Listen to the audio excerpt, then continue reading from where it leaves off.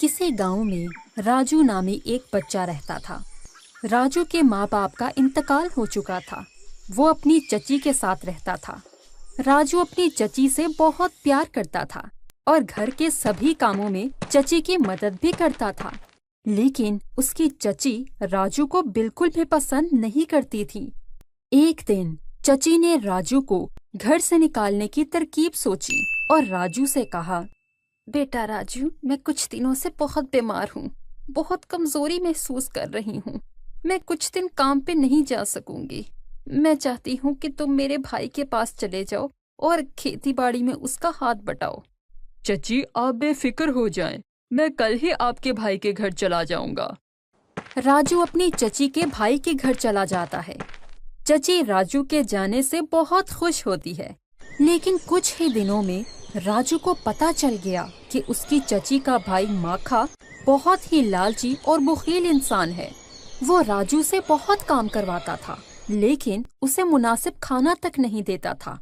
एक दिन राजू खेत में काम कर रहा था।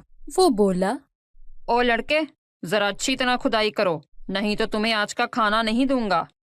राजू भूखा होने की वजह से खाने के बारे में सोचते हुए खुदाई करने लगा। तभी उसे एक डब्बा मिला।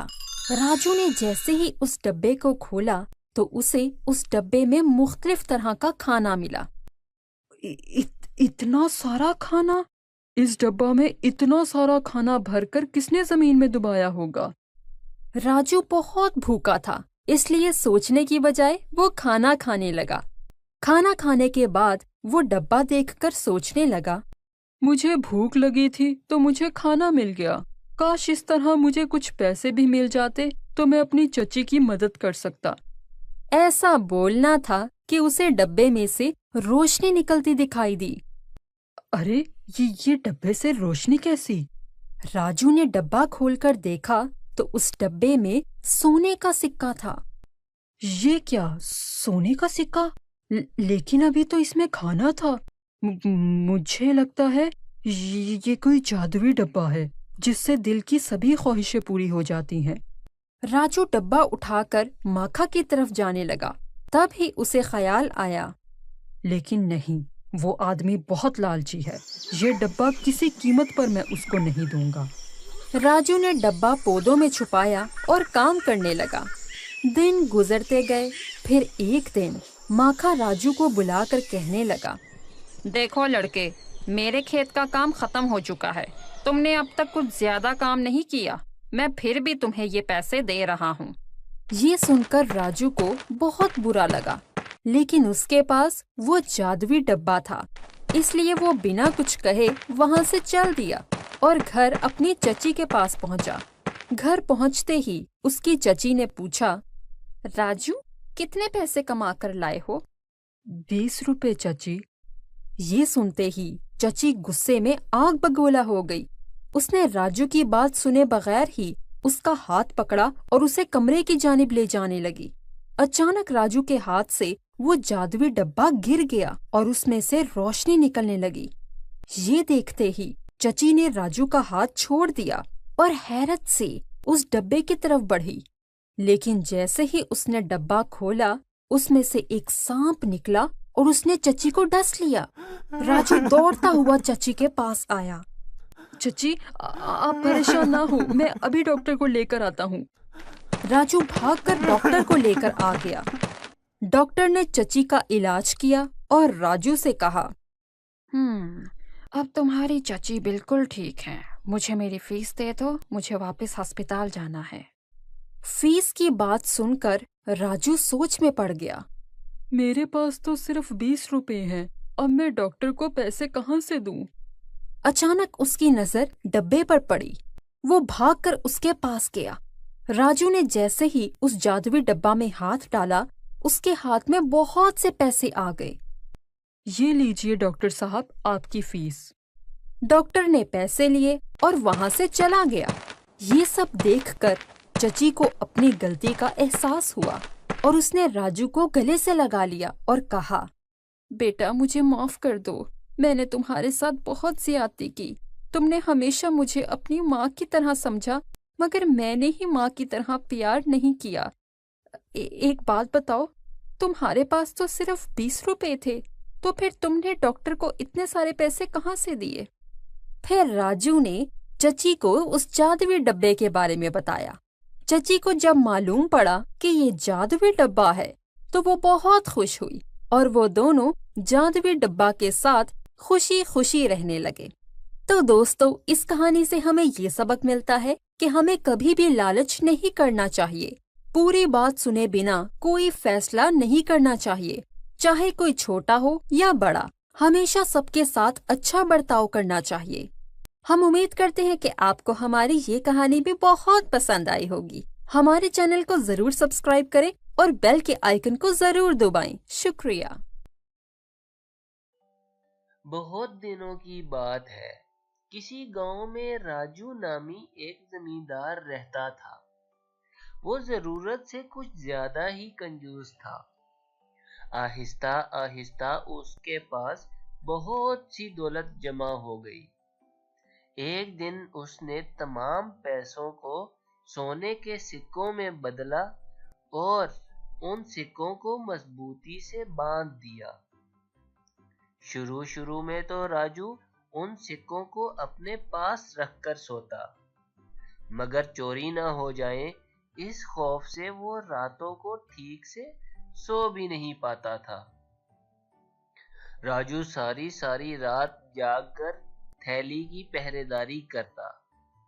इसी तरह कुछ दिन बीत गए, लेकिन राजू मन ही मन में कोई तरकीब सोचने लगा। क्यों ना कुछ ऐसा करूं कि मेरी नींद भी खराब ना हो और सिक्कों से भरी थैली भी महफूज रहे। फिर एक रात को राजू थैली लेकर घर के पीछे बागीचे में जा पहुंचा। एक दरख्त के पास उसने वो थैली दबाई और घर लौट गया। राजू रोज उठकर रात को बागीचे में जाता और थैली को महफूज देखकर घर लौटकर सो जाता।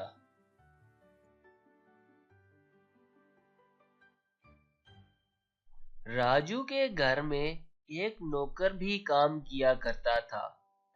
अपने मालिक को रोज रात को बागीचे में जाता देखकर उसको बहुत शक गुजरा। आखिर मालिक रोज रात के वक्त ही बगीचे में क्यों जाता है? कुछ तो गड़बड़ है।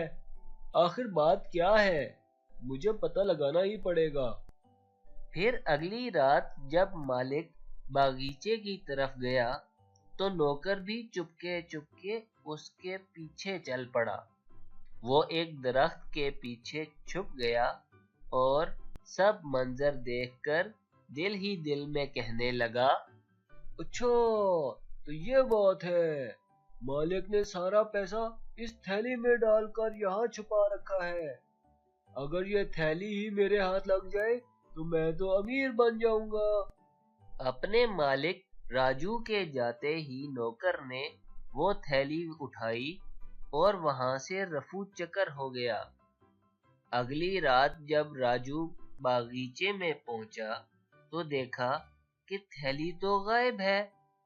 उसने इधर उधर बहुत ढूंढा। जब थैली कहीं नहीं मिली तो वो जोर जोर से रोने लगा। रोने की आवाज सुनकर राजू का पड़ोसी वहां आन पहुंचा। राजू उससे कहने लगा, मैं बर्बाद हो गया। मेरा सारा पैसा कोई लूट कर ले गया। अब मैं क्या करूंगा? ये मेरी सारी जिंदगी की जमा पूंजी थी।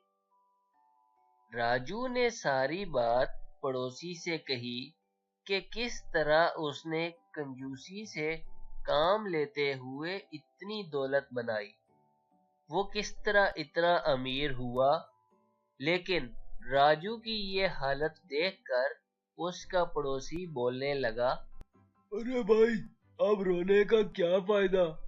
वैसे भी ये सोने के सिक्के तुम्हारे किस काम आ रहे थे? ऐसे पैसे का क्या फायदा जो किसी के काम में ही ना आए। लेकिन ये मेरी सारी जिंदगी की कमाई थी। अच्छा, ऐसा करो, एक और थैली लो और उसको पत्थरों से भरकर दोबारा यहाँ दबा दो और सोचो कि पत्थर ही तुम्हारे सोने के सिक्के हैं, क्योंकि जो मालो दौलत इस्तेमाल में ना आए वो पत्थर ही के जैसा तो है। अरे ये तो सही कह रहा है, इसने तो मेरी आंखें ही खोल दी। आइंदा ऐसी गलती मैं नहीं करने वाला।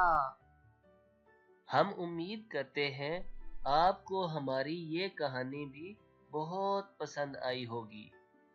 प्लीज़ हमारे चैनल को सब्सक्राइब ज़रूर करें ताकि आप हमारी आने वाली वीडियोस भी बआसानी देख सकें।